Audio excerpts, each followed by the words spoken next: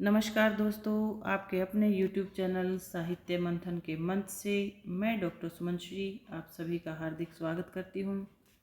दोस्तों, आज हम यूनिट 5 यानी इकाई 5 में हिंदी कविता में महादेवी वर्मा जी के बारे में जानेंगे। महादेवी वर्मा हिंदी साहित्य की महान लेखिका थी। अब इनके जन्म के विषय में भी जान लें। इनका जन्म 26 मार्च 1907 ईस्वी को हुआ और इनकी मृत्यु 11 सितंबर 1987 ईस्वी को हुई, यानी पूरे 80 साल तक ये जीवित रही। जन्म स्थान इनका फर्रुखाबाद उत्तर प्रदेश में था। पिता श्री गोविंद सहाय वर्मा थे और शिक्षा इन्होंने MA प्रयागराज विश्वविद्यालय से की थी।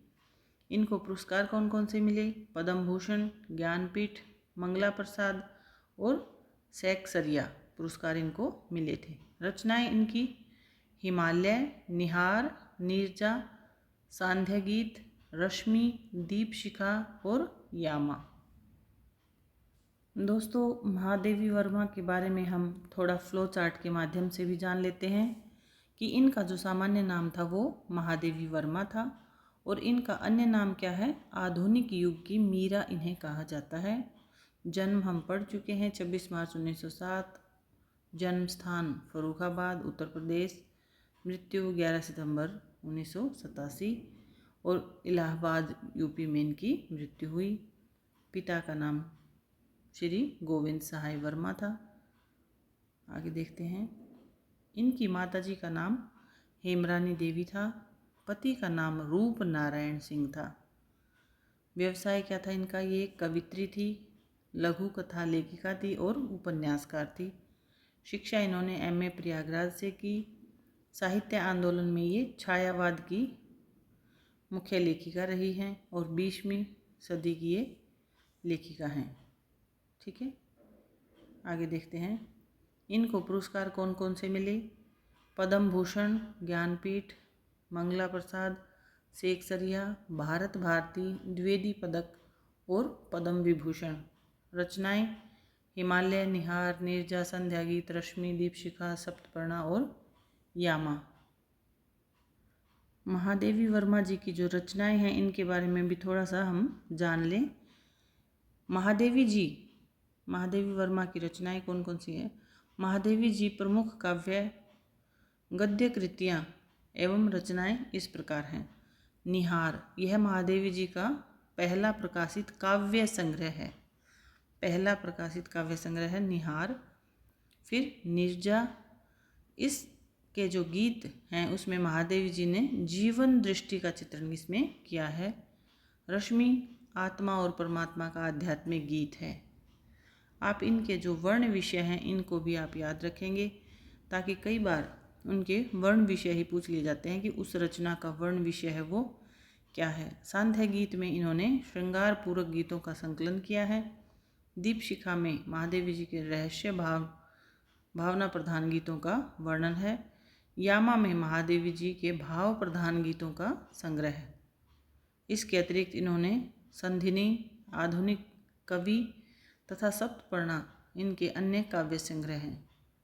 इनके काव्य संग्रहों को तो आप पक्का ही याद रखेंगे, क्योंकि हमारी यूनिट 5 में हिंदी कविता में ये महादेवी वर्मा की जो कविताएं हैं वो लगी गई हैं और इनके जितने भी काव्य संग्रह हैं उनको आप याद रखेंगे। और अतीत के चलचित्र, स्मृति की रेखाएं, श्रृंखला की कड़ियाँ महादेवी वर्मा जी के गद्य रचनाएं हैं। ठीक है, देखिए इस चैनल पर आपको जितनी भी रचनाएं जो हम पढ़ेंगे उनके प्रश्नोत्तर भी मैं साथ साथ करवाती रहती हूँ, ताकि आपका रिवीजन अच्छे से हो जाए। तो अब हमने जो महादेवी वर्मा जी के बारे में पढ़ा उनके बारे में कुछ प्रश्नोत्तर भी मैं आपसे पूछ लेती हूँ। आप नीचे आंसर नहीं देखेंगे और ईमानदारी से उसका आंसर देंगे। महादेवी वर्मा जी का जन्म कब और कहाँ हुआ? तो ये हुआ 26 मार्च 1907 को उत्तर प्रदेश फर्रुखाबाद में। महादेवी वर्मा जी के माता पिता का नाम बताइए। माता का नाम श्रीमती हेमरानी देवी और पिता का नाम श्री गोविंद सहाय था। आगे देख रहे हैं प्रश्न संख्या 3। महादेवी वर्मा की मृत्यु कब हुई? और कहाँ हुई? तो ये 11 सितंबर 1987 ईस्वी को इलाहाबाद उत्तर प्रदेश में हुई। महादेवी वर्मा की प्रमुख रचनाएं कौन कौन सी हैं? तो ये सारी रचनाएं मैंने यहाँ पर लिख दी हैं। निहार, रश्मि, नीरजा, संध्या गीत, यामा, दीपशिखा, सप्तपर्णा आदि ये इनके काव्य संग्रह हैं। इसके अतिरिक्त इनकी अतीत के चलचित्र, स्मृति की रेखाएं और श्रृंखला की कड़ियाँ ये इनकी गद्य रचनाएं हैं। आगे देखते हैं प्रश्न संख्या 5। महादेवी वर्मा को कितने पुरस्कार मिले हैं? यानी कि इनको कौन कौन से पुरस्कार मिले हैं।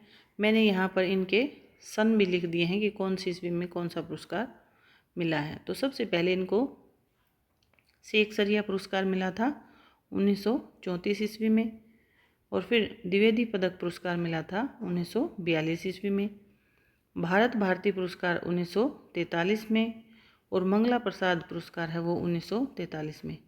यानी कि जब हम आपको एक याद करने का तरीका भी बता दें कि जो आज़ादी से पहले कितने पुरस्कार मिले इनको, 4 पुरस्कार मिले, इनको याद रखेंगे।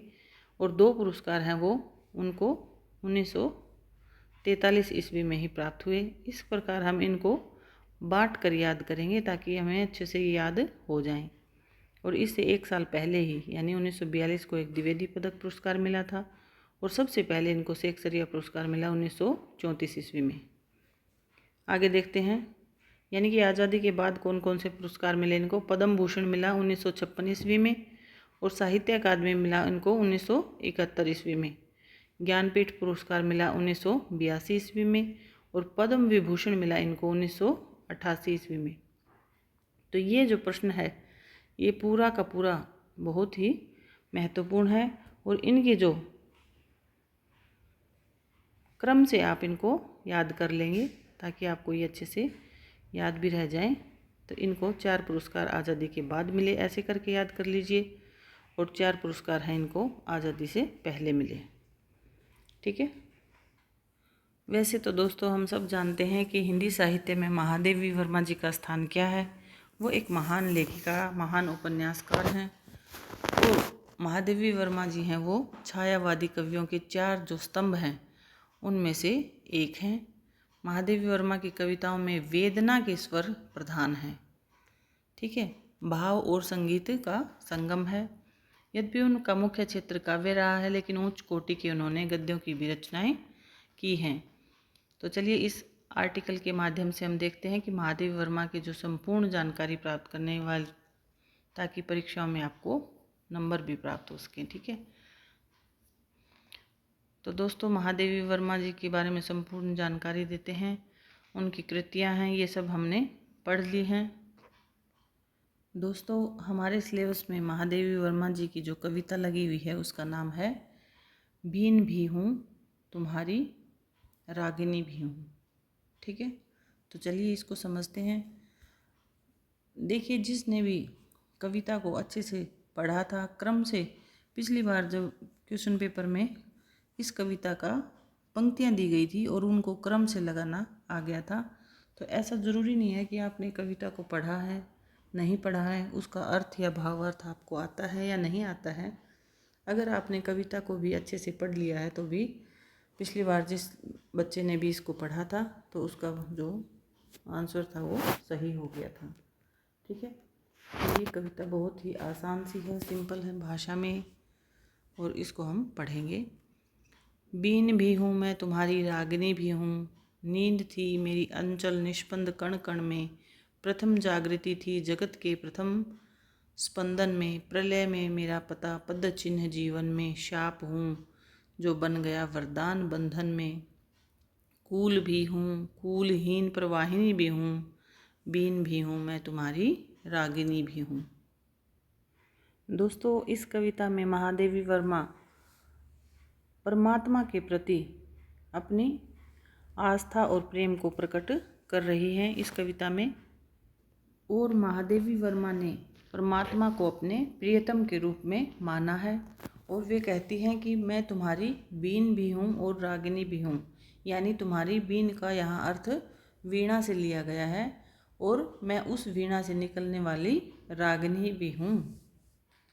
और महादेवी वर्मा जी कहती हैं कि नींद थी नींद थी मेरी अंचल निष्पंद कण कण में, यानी प्रकृति के कण कण में मेरी जो नींद थी वो व्याप्त थी, और आपने ही प्रथम जागृति थी जगत के प्रथम स्पंदन में कि हे प्रभु या हे परमात्मा, तुमने ही मुझे जागृत अवस्था में पहुंचाया। यानी कि इसका भाव ये है कि उस अज्ञात प्रियतम ने ही मुझको इस जगत की जो जागृति थी वो प्रदान की, यानी कि मेरी जड़ता को समाप्त कर यहाँ मेरे अस्तित्व का बोध कराया, जिससे मैं जाग कर इस संसार को भी पहचान सकी। और आगे महादेवी वर्मा जी कहती हैं कि प्रलय मेरा पता पद चिन्ह जीवन में, यानी कि जब प्रलय काल होती है तो मैं तुम में ही समा जाती हूँ। शाप हूँ जो बन गया वरदान बंधन में। और महादेवी वर्मा जी कहती हैं कि जो जीवन का श्राप है वो मुझे वरदान के रूप में प्राप्त हो गया है, क्योंकि मैं इस जीवन में तुम्हारे ही स्वप्न में खोई रहती हूँ, अर्थात केवल तुम्हारा ही ध्यान मैं करती रहती हूँ। इसलिए ये जो बंधन है ये मुझे श्राप न होकर ये वरदान के रूप में मुझे मिल गया है। आगे महादेवी वर्मा जी कहती हैं कि कूल भी हूँ, कूलहीन प्रवाहिनी भी हूँ, मैं बीन भी हूँ, तुम्हारी रागिनी भी हूँ। यानी जो प्रवाहिनी बहती हुई जो नदी है उसका किनारा भी हूँ, और कूलहीन यानी कि बिना किनारे के उसका नदी का कोई अस्तित्व नहीं होता। इसी प्रकार तुम ही मेरे सर्वस्व हो। आगे देखते हैं। आगे महादेवी वर्मा जी कहती हैं कि नयन में जिसके जलद वह त्रिषित चातक हूँ, सलभ जिसके प्राण वह निष्ठुर दीपक हूँ, फूल के उर में छिपाए विकल बुलबुल हूँ, एक होकर दूर तन के छाह वह चल हूँ, दूर तुमसे हूँ अखंड सुहागिनी भी हूँ, बीन भी हूँ मैं तुम्हारी रागिनी भी हूँ। यानी महादेवी वर्मा जी कहती हैं कि जिस प्रकार से मैं तो उस चातक पक्षी के समान हूँ जो एक टक जलद यानी बादल की तरफ टकटकी लगाए रहता है, सुलभ जिसके प्राणों में वह निष्ठुर दीपक हूँ। यानी कि इन पंक्तियों में महादेवी वर्मा कहती हैं कि मैं उस चातक पक्षी के समान ही बिल्कुल तुम्हारी जो तुम्हें पाने की इच्छा में, जिस प्रकार चातक पक्षी बादलों से पाने की इच्छा के लिए एक टक बादलों की तरफ देखता रहता है, ऐसे ही मैं तुम्हारे प्रेम को पाने के लिए व्याकुल हूँ, सलभ जिसके प्राण वह निष्ठुर दीपक हूँ। आगे महादेवी वर्मा जी कहती हैं कि मैं उस निष्ठुर दीपक के समान हूँ जो शलभ जिसके प्राण हैं। शलभ यानी कि जो कीट पतंगे होते हैं वो ही उसके प्राण होते हैं, यानी दीपक है वो उन कीट पतंगों के ही इंतज़ार में रहता है। उसी प्रकार से कि मैं तुम्हारे इंतज़ार में रहती हूँ। फूल को उर में छिपाए विकल बुलबुल हूँ, और मैं उस बुलबुल पक्षी के समान हूँ जो फूल को उर यानी हृदय के अंदर छुपाए हुए है। एक होकर दूर तन से छाह वह चल हूँ, यानी कि अपने परमात्मा रूपी प्रियतम से कहती है कि मैं तुमसे दूर होकर भी छाह वह चल हूँ, यानी तुम्हारी परछाई के समान तुम्हारे साथ साथ चलती हूँ। दूर तुमसे हूँ अखंड सुहागिनी हूँ, मैं तुमसे दूर हूँ लेकिन तुम्हें ही अपने सुहाग के रूप में मानते हुए मैं एक सुहागिनी के समान हूँ।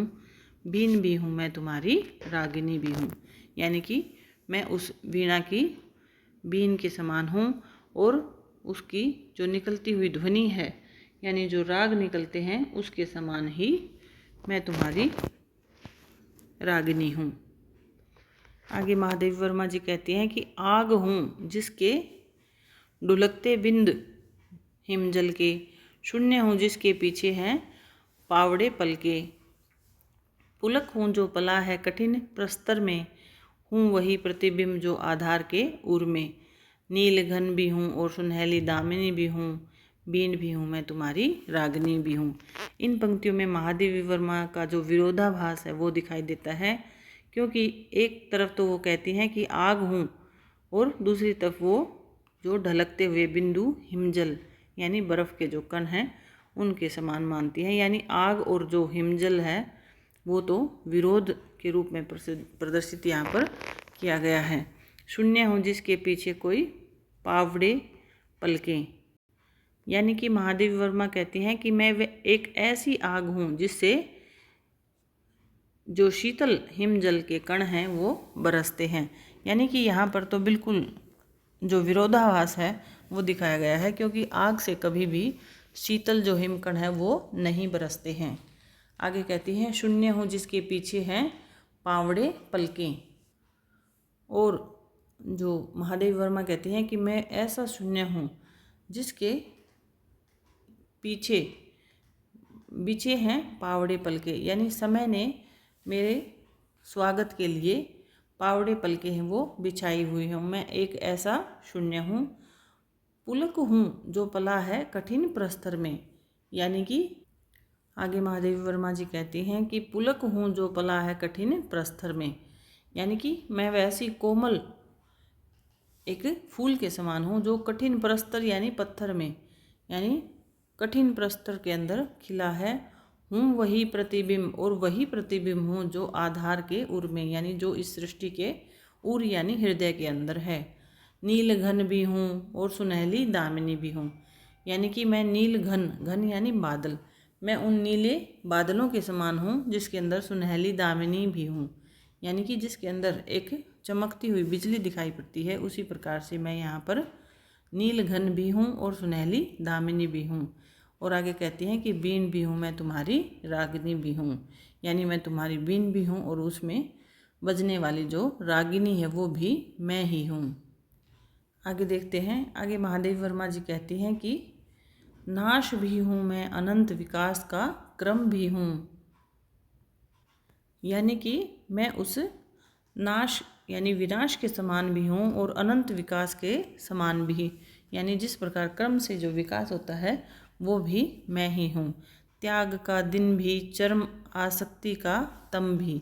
यानी त्याग का दिन भी हूँ और उस चरम आसक्ति का तम यानी अंधकार भी मैं ही हूँ। यानी कि इन पंक्ति में महादेवी वर्मा जी कहते हैं कि त्याग का दिन भी और चरम आसक्ति का तम भी, यानी त्याग रूपी जो दिन है उसमें भी मैं हूँ और आसक्ति के तम यानी अंधकार में भी मैं हूँ। तार भी आघात की झनकार की गति में भी हूँ। यानी तार की आघात में भी मैं हूँ और झनकार की गति में भी मैं विराजमान हूँ। पात्र भी, मधु भी, मधुप भी, मधुर विस्मृति भी। यानी मैं ही पात्र हूँ, मैं ही मधु हूँ, मधुप भी और मधुर विस्मृति भी मैं ही हूँ। अधर भी हूँ, होठ भी मैं हूँ और स्मित की चांदनी भी मैं ही हूँ। और उन पर फैली हुई जो सुंदर जो स्मित यानी हंसी के समान जो चांदनी फैली हुई है वो भी मैं ही हूँ। इस प्रकार से महादेवी वर्मा अपनी जो आत्मा है उसको रहस्यवादी प्रवृत्ति से प्रकट करते हुए, यानी जो परम सत्ता है उसी को श्रेष्ठ मानते हुए इस कविता को यहाँ पर वर्णित किया है। ठीक है। और दोस्तों आपको पता होना चाहिए कि ये जो कविता है वो नीरजा काव्य संग्रह में प्रकाशित हुई है, और जो नीरजा है वो कब प्रकाशित हुई, 1934 ईस्वी में। ठीक है, तो ये छोटी सी कविता है लेकिन इसको ध्यान से पढ़ें, क्योंकि पिछली जो परीक्षा थी उसमें इसके पंक्तियों के क्रम भी पूछ लिए गए थे, इसलिए आप इसको अच्छे से पढ़ें और उनके क्रम से भी याद रखें कि पहले अखंड सुहागिनी आई थी, फिर सुनहली दामिनी है। इस प्रकार से ये क्रम है, ये पिछली बार पूछा गया था कि पहले अखंड सुहागिनी फिर सुनहली दामिनी। ठीक है, तो ये छोटी सी कविता है, इसको आप अच्छे से नोट कर लें और इसको समझ लें।